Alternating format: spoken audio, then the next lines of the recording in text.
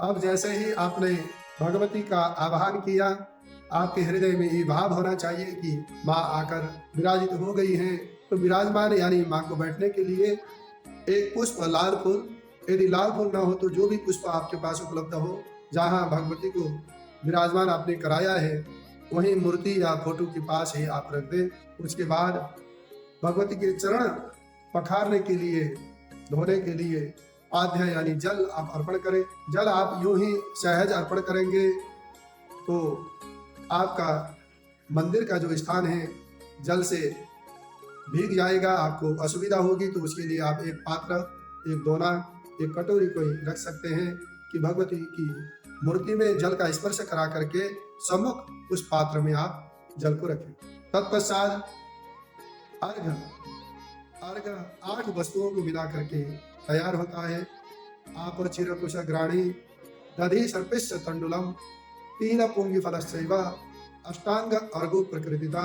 जल, दूध, दही, घी, तिल, अक्षत, पुंगी फल और कुशा, ये 8 वस्तुओं को पुंगी फल कहते हैं, सुपारी को। इन 8 वस्तुओं को मिला करके एक जो द्रव्य बनाया जाता है वही अर्घ होता है। अर्घ अर्पण करें। उसके बाद आचमन जल, आचमन के लिए कपूर, लौंग, अन्य सुगंधित द्रव्य मिला करके एक पात्र में जल तैयार करना होगा, वही जल आचमन योग्य होगा। आचमन जल आप अर्पण करें।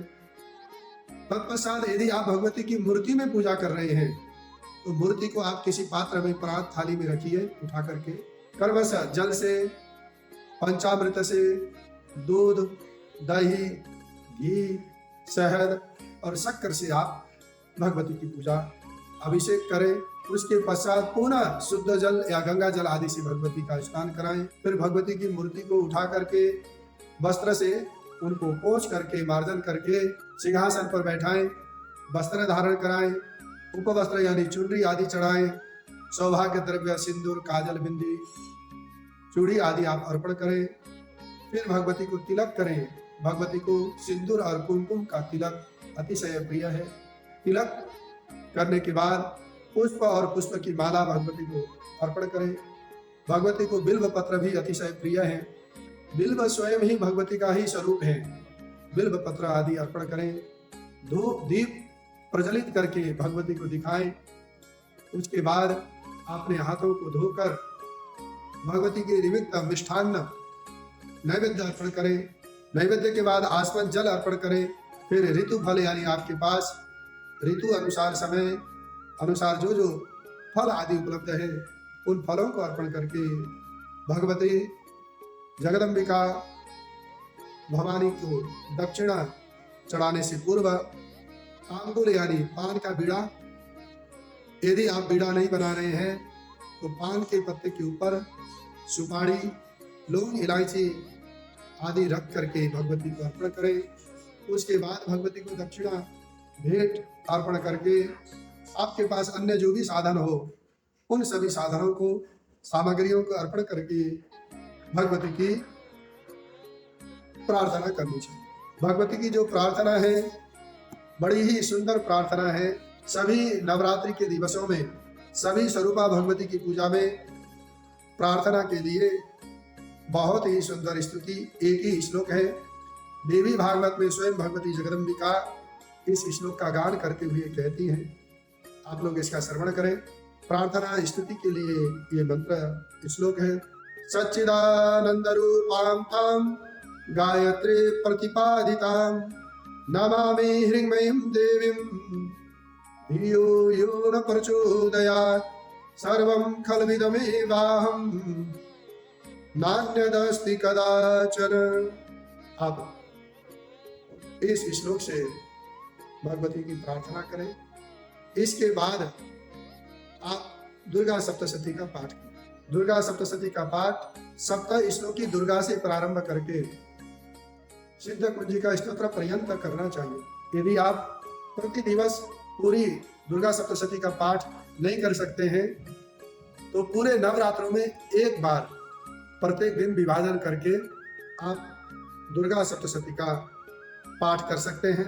प्रतिदिन केवल सप्त श्लोकी दुर्गा यानी 7 श्लोकों में भगवती दुर्गा का जो पाठ है, इतना ही करते हैं तो भी आपको पूरे दुर्गा सप्तशती के पाठ करने का फल प्राप्त होता है।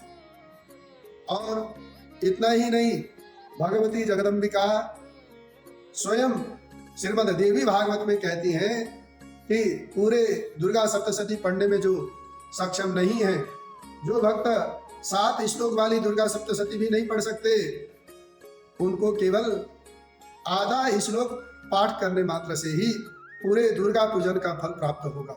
आधा श्लोक के पाठ करने मात्र से ही पूरे दुर्गा सप्तशती के पाठ करने का फल प्राप्त होगा और आधा श्लोक पढ़ने मात्र से ही भगवती जगदम्बिका अतिशय प्रसन्न हो जाएंगी। तो ये बड़ा ही सरल है, वो आधा श्लोक मैं आपको बता रहा हूँ, इसको आप लोग लिख कर याद भी कर सकते हैं। बड़ा ही श्रेष्ठतम ये श्लोक है। ये श्लोक है सर्वं खल्विदमेवाहं नान्यदस्ति कदाचन। फिर से आप श्रवण करें। सर्वं खल्विदमेवाहं नान्यदस्ति कदाचन। आपको ये श्लोक हमारे स्क्रीन पर भी दिखाई दे रहा है, वहां से भी आप इसको लिख सकते हैं। इतना ही करने से भगवती प्रसन्न होंगी।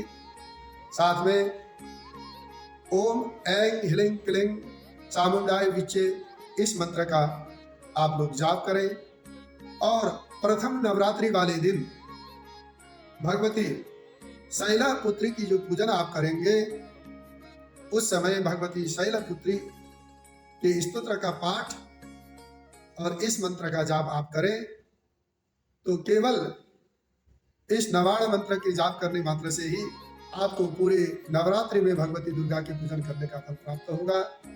भगवती कात्यायनी का नवाण मंत्र ये है ओम ऐं ह्लीं क्लीं कात्यायन्ये नमः।